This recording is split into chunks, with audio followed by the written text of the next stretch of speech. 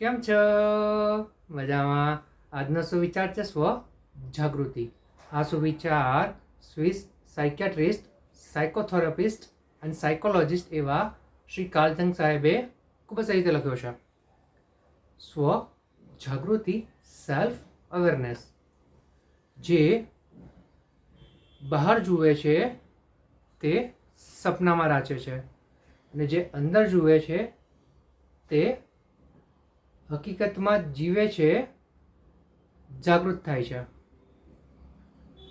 મારા વાલા મિત્રો, શ્રી કાર્લજંગ સાહેબ જે એક સારા એવા સાયકોથેરાપિસ્ટ, સાયકોલોજિસ્ટ રહી ચૂક્યા છે, તેઓ તેમના જીવનના અનુભવોને આધારે સ્વજાગૃતિ વિશે ખૂબ જ સરસ, ખૂબ જ ઊંડી વાત કહી રહ્યા છે.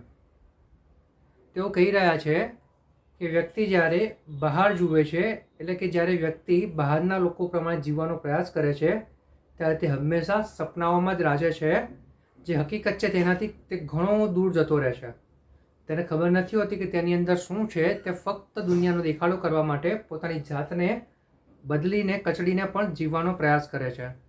પરંતુ જે વ્યક્તિ પોતાની અંદર જુએ છે, પોતાની ક્ષમતાઓને ચકાસે છે અને પોતાને શું બનવું છે તે નિર્ધાર કરીને પોતાના સારા અને સાચા લક્ષ્યો બનાવે છે અને તેની ઉપર તે કામ કરે છે, તો આ વ્યક્તિને સ્વજાગૃતિ મળી કહેવાય.